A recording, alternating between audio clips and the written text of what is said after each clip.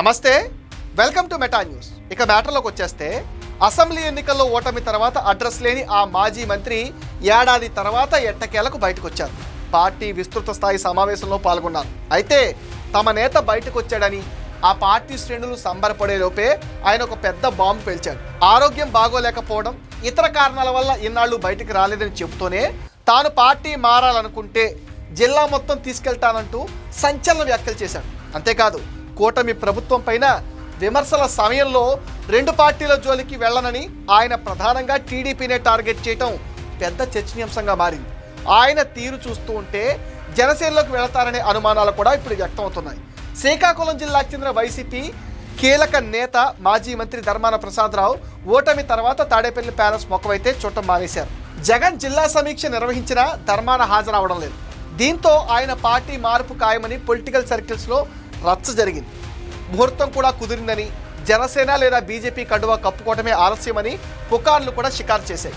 కానీ తాజాగా నియోజకవర్గ వైసీపీ విస్తృత స్థాయి సమావేశానికి హాజరై అందరినీ ఆశ్చర్యపరిచారు ధర్మాన.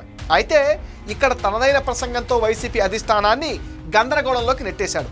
పార్టీ మార్పుపై జరుగుతున్న ప్రచారంపై స్పందిస్తూ మారాల్సి వస్తే తానొక్కడే మారనని, జిల్లా మొత్తాన్ని తీసుకుపోతానంటూ సంచలన వ్యాఖ్యలు చేశారు ధర్మాన. జిల్లాలో సీనియర్ నాయకుడిగా ఉన్న ధర్మాన ప్రసాదరావు 4 దశాబ్దాల రాజకీయ చరిత్ర ఉంది. నేదురుమల్లి నుంచి జగన్ వరకు 4 సీఎంలు క్యాబినెట్లో పనిచేశారు. గతంలో కాంగ్రెస్ పార్టీలో పనిచేయగా ఆ తర్వాత వైసీపీలో చేరి జిల్లాలో పెద్ద దిక్కుగా మారారు. ధర్మాన సోదరులిద్దరూ జగన్ మంత్రివర్గంలో పనిచేశారు. ఎన్నికల్లో పరాజయం పాలయ్యాక ధర్మాన సోదరుడు కృష్ణదాస్ పార్టీలో అడపాదడపా కనిపిస్తున్నప్పటికీ ప్రసాదరావు మాత్రం పార్టీ శ్రేణులకు ముఖం చాటేశారు. మొన్నటి ఎన్నికల్లో తన కుమారుని పోటీ చేయించాలని భావించారు, కానీ అధినాయకత్వం దానికి అంగీకరించలేదు. దీంతో తప్పనిసరి పరిస్థితుల్లో ఆయన పోటీ చేసి ఓడిపోయారు. అప్పటి నుంచి గడప దాటడం లేదు. దీంతో క్యాడర్లోకి రాంగ్ సిగ్నల్స్ వెళ్ళాయి. తన కుమారుని భవిష్యత్తు కోసం ఈ సీనియర్ మోస్ట్ లీడర్ పార్టీ మారతారనే ప్రచారం కూడా మొదలైపోయింది. ఈ క్రమంలోనే సడన్గా తెరపైకి వచ్చి వైసీపీ అధినాయకత్వానికి షాక్ ఇచ్చాడు. అవసరం అనుకుంటే జిల్లా ప్రజా ప్రయోజనాలకు అనుగుణంగా తన నిర్ణయం ఉంటుందని చెప్పుకొచ్చాడు ధర్మాన. అంటే తప్పదు అనుకున్నప్పుడు జిల్లాలో వైసీపీని ఖాళీ చేసి ఏదో ఒక పార్టీలోకి తరలిస్తానని జగన్కు ధర్మాన సిగ్నల్ పంపారన్న టాక్ కూడా ఇప్పుడు నడుస్తోంది. కూటమి ప్రభుత్వంలో టీడీపీని విమర్శిస్తూ ఆయన చేసిన కామెంట్స్ వెనక చాలా పెద్ద వ్యూహం కనిపిస్తుంది అంటున్నారు.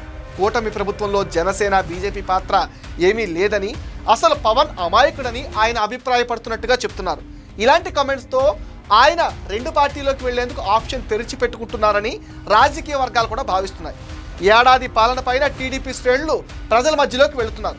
ఎన్నికల్లో చెప్పినట్టుగా చేసిన హామీల అమలు, అభివృద్ధిని ప్రజలకు వివరిస్తున్నారు. కూటమి పాలన పైన ప్రజలు సర్వత్రా హర్షం వ్యక్తం చేస్తున్నాయి.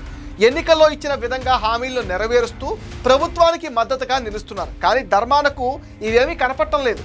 ఏడాది పాటు కార్యకర్తలను పట్టించుకోకుండా ఇంటికే పరిమితమైన ధర్మాన తీరుపైన ఇప్పటికే వైసీపీ శ్రేణులు అయితే మండిపడుతున్నారు. ఇక ఇప్పుడు తాను ఒక్కడే పోతే జిల్లా మొత్తంలో వైసీపీని ఖాళీ చేసేస్తాననే రేంజ్లో ఆయన చేసిన వ్యాఖ్యలు గరంగరంగా మారిపోయాయి. పార్టీ మారుతున్నారంటూ వస్తున్న ఒత్తిడితోనే తప్పనిసరి పరిస్థితుల్లో ధర్మాన వైసీపీ విస్తృత స్థాయి సమావేశానికి హాజరయ్యారన్న గుసగుసలు కూడా ఇప్పుడు చాలా గట్టిగా వినిపిస్తున్నాయి. పార్టీలో తనకు ప్రాధాన్యత తగ్గితే తన దారి తాను చూసుకుంటానని సూటిగా స్పష్టంగా చెప్పేశారని కూడా అంటున్నారు ఆయన సన్నిహితులు. ఇది మెటా న్యూస్ అప్డేట్. ఈ వీడియో పైన మీ విలువైన ఒపీనియన్ని కామెంట్ సెక్షన్లో పోస్ట్ చేయండి. మీరు ఇచ్చే కామెంట్స్తో మరిన్ని ఇంట్రెస్టింగ్ వీడియోస్ మీకు అందిస్తాం. అది మీరేం చేయాలి మీకు తెలుసుగా. ఈ వీడియోస్ని లైక్ చేయండి, షేర్ చేయండి, మెటా న్యూస్ని సపోర్ట్ చేయండి, సబ్స్క్రైబ్ చేయండి.